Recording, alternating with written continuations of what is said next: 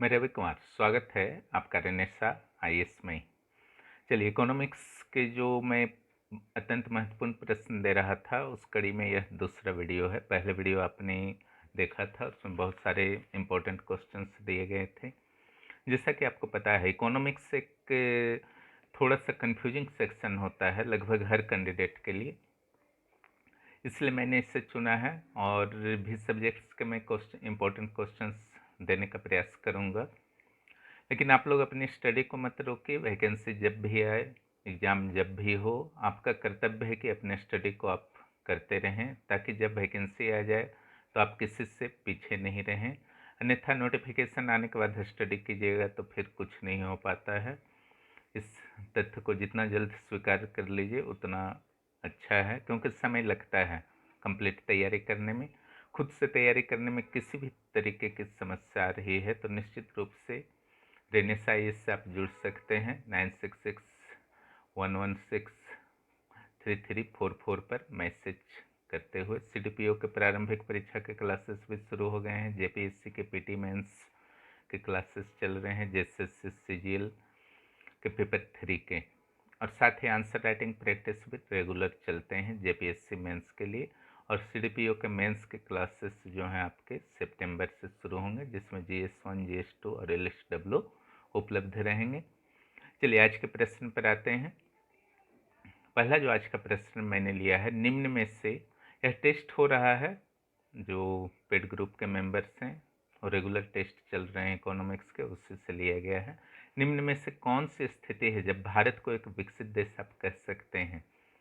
पहला जो आपका ऑप्शन है, जब भारत के जीडीपी में पहला जो ऑप्शन है, जब भारत के जीडीपी में सर्विस सेक्टर की हिस्सेदारी 90% तक पहुंच जाएगी। और दूसरा जो ऑप्शन है, जब भारत की प्रति व्यक्ति आय 1,26,12,695 से अधिक हो जाएगी डॉलर। जब भारत की साक्षरता 100% हो जाएगी। तो देखिए, यहाँ पर विकसित देश की कोई ऐसा सटीक परिभाषा तो नहीं है, लेकिन एक चीज़ तो आपका गारंटी है। विकसित देश का अर्थ ही नहीं होता है कि सिर्फ अर्थव्यवस्था में बहुत ज़्यादा डेवलपमेंट हो जाना, या गुणात्मक रूप से शिक्षा स्वास्थ्य में आपका बहुत ज़्यादा डेवलपमेंट हो जाना। दोनों पक्ष पर ध्यान रखना पड़ता है। इसलिए निश्चित रूप से गुणात्मक और मात्रात्मक दोनों क्षेत्र में भारत जब विकसित हो जाएगा तब वह विकसित राष्ट्र कहा जा सकता है। ठीक है, ऊपर जो है या तो मात्रात्मक है 90% और 12,695 वाले, या फिर साक्षरता 100%। इट मीन्स दूसरे प्रश्न को हम लोग देखते हैं। दूसरे प्रश्न को देखते हैं। आर्थिक विकास का सूचक नहीं है। कौन नहीं है? आर्थिक विकास में आपका बढ़ता हुआ प्रति व्यक्ति आय शामिल होता है ना? यह भी एक अंग होता है उसका। शिक्षा और स्वास्थ्य की सकारात्मक स्थिति गुणात्मक पक्ष को प्रतिनिधित्व कर रहा है। जीवन प्रत्याशा सेक्शन जो आपके हैं, यह भी आपके गुणात्मक पक्ष को कर रहे हैं। लेकिन बढ़ता हुआ लैंगिक असमानता, समानता रहता तो चलिए सही होता, लेकिन लैंगिक असमानता को अगर आप बढ़ा देंगे तो ये तो पूरी तरीके से गलत है ना? इसलिए उत्तर जो आपका हो जाएगा बी हो जाएगा। यह आर्थिक विकास का सूचक नहीं हो सकता है। चलिए, अगले क्वेश्चन में देखते हैं। विकासशील देशों में असंतुलित विकास के समर्थक निम्न में से कौन नहीं थे? नहीं थे, ठीक है, इसका देखना है। तो देखिए, हर्षमैन, सिंगर, पॉल स्टेटन, इस सारे के सारे जो हैं असंतुलित विकास के समर्थक हैं। लेकिन रेगनर नक्से जो है प्रसिद्ध अर्थशास्त्री, ये क्या है? संतुलित विकास के समर्थक हैं। इट मीन्स असंतुलित विकास के समर्थक जो होते हैं, खास करके पिछड़े और विकासशील देशों के लिए सलाह दी जाती है किसी एक सेक्टर को टारगेट आप कर लीजिए, वहाँ पर भरपूर इन्वेस्ट कीजिए। सारे सेक्टर में चूंकि उतनी पूंजी नहीं होती है, तो उसको असंतुलित विकास कहा जाता है जब किसी एक सेक्टर को टारगेट किया जाता है गवर्नमेंट के द्वारा। लेकिन आपके पास अगर पूंजी है तो सारे सेक्टर्स में भरपूर इन्वेस्टमेंट कर सकते हैं, तो ऐसी स्थिति संतुलित विकास कही जाती है। रेगनर नक्से इसके समर्थक थे। नेक्स्ट चलिए, चौथा नंबर क्वेश्चन। जब किसी अर्थव्यवस्था में जड़ता की स्थिति उत्पन्न हो जाए तो उस अर्थव्यवस्था को इसी जड़ता से निकालने के लिए एक बड़ी पूंजी का निवेश अचानक कर दिया जाता है, जिससे अर्थव्यवस्था अपनी जड़ता से, इनर्शिया से बाहर आ जाता है।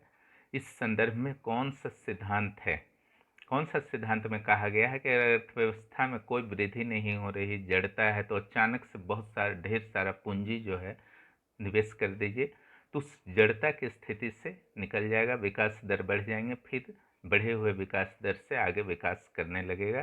डेमोन्स्ट्रेटिव इफेक्ट ये दिखावा वाला होता है, ये होगा नहीं। स्प्रेड आउट इफेक्ट यानी कि एक क्षेत्र विकसित कर रहा है तो बाकी क्षेत्र विकसित हो रहे हैं, तो ये भी नहीं होगा। बैकवर्ड थ्योरी, इट मीन्स एक क्षेत्र डेवलप कर रहा है तो बाकी क्षेत्र पिछड़े रह जा रहे हैं। बिग पुश थ्योरी, तो ये आपका हो जाएगा सही answer, big push theory. Next है ट्रिकल डाउन इफेक्ट के संदर्भ में कौन सा गलत है। पहला जो ऑप्शन है इसमें प्राथमिक सेक्टर पर अधिक ध्यान दिया जाता है और यह मान लिया जाता है कि अन्य सेक्टर का डेवलपमेंट स्वयं हो जाएगा, है ना। यह गलत है। वास्तव में प्राथमिक सेक्टर पर ध्यान नहीं दिया जाता है, यह आपका द्वितीयक सेक्टर पर ध्यान दिया जाता है या तृतीयक सेक्टर पर, सेकेंडरी या टर्सरी पर, और यह मान लिया जाता है कि प्राइमरी सेक्टर का डेवलपमेंट जो है खुद ब खुद हो जाएगा। क्लियर। तो पहला स्टेटमेंट तो गलत हो गया। दूसरा जो है, प्रथम प्रधानमंत्री जो हमारे हुए जवाहरलाल नेहरू इस सिद्धांत के समर्थक थे, एकदम सटीक है। इन्होंने कहा था कि हम बड़े बड़े इंडस्ट्री बनाएंगे तो प्राइमरी सेक्टर का डेवलपमेंट जो है, गांव का डेवलपमेंट अपने आप हो जाएगा। तो अगर आप उत्तर अगर इसको देखते हैं गलत कहा गया है तो ए नंबर उत्तर हो जाएगा, केवल एक जो है आपका उत्तर है, ए बी सी उत्तर नहीं होगा। नेक्स्ट, निम्न में से किन देशों को दूसरी दुनिया का देश कहा जाता है, सेकेंड वर्ल्ड। ओके, किन देशों को सेकेंड वर्ल्ड कहा जाता है। याद रखिएगा, पूंजीवादी देश जो होते हैं, पूंजीवादी देश पहले वर्ल्ड के कंट्री कहे जाते हैं, साम्यवादी देश दूसरे वर्ल्ड के, मिश्रित इकोनॉमी जैसे इंडिया वगैरह है तीसरे दुनिया के देश कहे जाते हैं। डिक्टेटरशिप के लिए ऐसे कोई भी वर्ड जो है आपके यूज नहीं होते हैं। तो उत्तर जो आपका यहाँ पर होगा निश्चित रूप से साम्यवादी कम्युनिस्ट कंट्रीज के लिए होगा।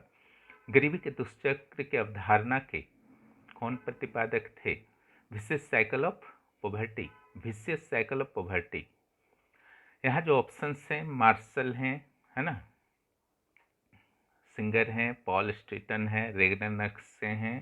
तो ये सारे ऑप्शंस जो आपके दिए गए हैं, लेकिन जो सही उत्तर होगा वह आपका होगा रेगनर नक्शे। क्लियर। सही उत्तर जो आपका होगा रेगनर नक्शे। नेक्स्ट जो है, निम्न में से कौन कथन गलत है। क्वेश्चन को भी अच्छी तरीके से पढ़ना है, जैसे गलत बोला है तो ये नहीं कि सही वाले को चुन लीजिए, आप क्वेश्चन को बहुत ध्यानपूर्वक पढ़ना है। तो गलत यहाँ पूछा गया है, उसको पहले दिमाग में आपको रखना है। पहला जो स्टेटमेंट दिया गया है, बैकवर्ड इफेक्ट विकसित देशों में ज़्यादा प्रभावी होते हैं।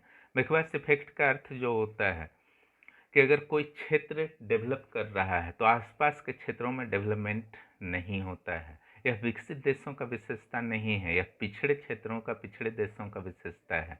जैसे झारखंड में रांची डेवलप कर रहा है तो रांची के आसपास के जितने भी मानवीय संसाधन हैं, प्राकृतिक संसाधन हैं, उसका अवशोषण रांची के द्वारा कर लिया जाएगा, बोकारो के द्वारा, टाटा, धनबाद। आसपास के क्षेत्र डेवलपमेंट नहीं फैल पाते हैं, वहाँ से डेवलपमेंट में कमी देखी जाती है। मुख्य पूरे भारत का लगभग ये समस्या है, झारखंड में और अधिक है। इसलिए बैकवर्ड इफेक्ट विकसित देशों का नहीं, विकासशील देशों का समस्या है। नेक्स्ट जो है, स्प्रेड आउट इफेक्ट विकासशील देशों में ज़्यादा प्रभावी होता है। स्प्रेड आउट यानी कि एक क्षेत्र अगर आपका डेवलप होता है तो आसपास के क्षेत्र में विकास की किरणें जो हैं पहुंचती हैं, वह भी डेवलप होता है। यह भारत जैसे देशों, पिछड़े देशों में नहीं बल्कि यूरोप और अमेरिकन देशों में स्प्रेड आउट इफेक्ट पाया जाता है, इसलिए विकसित देश यहाँ होना चाहिए। तो गलत कौन हो जाएगा, उपरोक्त में से दोनों, सी नंबर आपके इसके आंसर होंगे, उपरोक्त में से दोनों। नेक्स्ट जो आपका क्वेश्चन है, भारत के संदर्भ में निम्न में कौन सा गलत है। विनिमय दर के आधार पर भारत विश्व का 5वां सबसे बड़ी अर्थव्यवस्था है। विनिमय दर के आधार पर वर्तमान में 50 है ना, इसको याद रखना है। गोल्डन सैकमैन की रिपोर्ट के अनुसार 2075 तक भारत विश्व में विनिमय दर के आधार पर दूसरा स्थान गेन कर लेगा। एकदम सही है, हाल ही में रिपोर्ट आया है, पेपर में आपने पढ़ा था। परचेजिंग पावर पैरिटी के अनुसार भारत का अर्थव्यवस्था विश्व में पहले स्थान पर है, ये गलत है ना। वास्तव में थर्ड प्लेस पर है वर्तमान में भी, उसमें आ सकता है पहले स्थान पर, लेकिन फिलहाल ये तीसरे स्थान पर, इसलिए उसका उत्तर जो हो जाएगा आपका सी हो जाएगा। जहाँ तक परचेजिंग पावर यानी कि कितना आपका मार्केट कितना सस्ता है, 100 रुपये में आप यहाँ कितना खरीद सकते हैं और अमेरिका में कितना खरीद सकते हैं कोई सामान, ये आपका परचेजिंग पावर हुआ। विनिमय दर हुआ वो जो मार्केट निर्धारित करता है आपके मनी का कितना पावर है, $1 के बराबर कितना रुपया है, इस आधार पर तय होता है। अब आते हैं भारत कैसा देश है। बहुत ही सिंपल क्वेश्चन है, लेकिन सावधानी से बनाना है। पूंजीवादी है या समाजवादी लोकतांत्रिक है या मिश्रित अर्थव्यवस्था वाला है या साम्यवादी है ना। तो देखिए भारत का अगर यहाँ पर सबसे सटीक आंसर देखा जाएगा तो निश्चित रूप से यह मिश्रित अर्थव्यवस्था वाला देश होगा।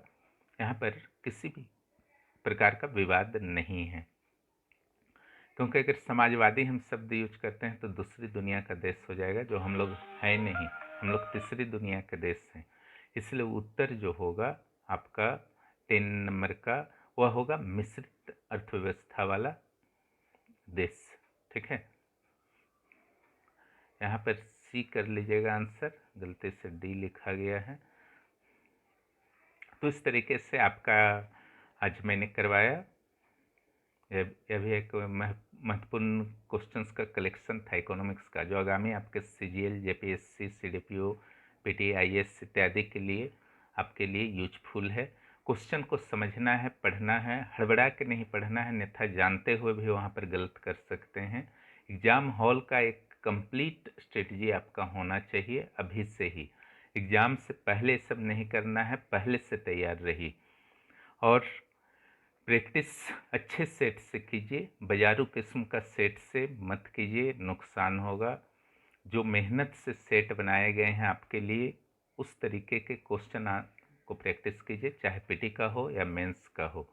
बाजारू तरीके के पीटी या मेंस के प्रैक्टिस सेट को लेकर के कोई लाभ नहीं है, सिर्फ और सिर्फ नर्वस होंगे, इसका ध्यान रखिएगा। पहले अच्छी तरीके से स्टडी कीजिए किसी चैप्टर को, उसके बाद उस चैप्टर से संबंधित टेस्ट दीजिए। कोई भी क्लास को ज्वाइन करना चाहते हैं जो यहाँ उपलब्ध है, 9661163344 पर मैसेज करें। जो भी इस चैनल पर नए हैं, चैनल को सब्सक्राइब करें और दोस्तों को भी बताएं। धन्यवाद।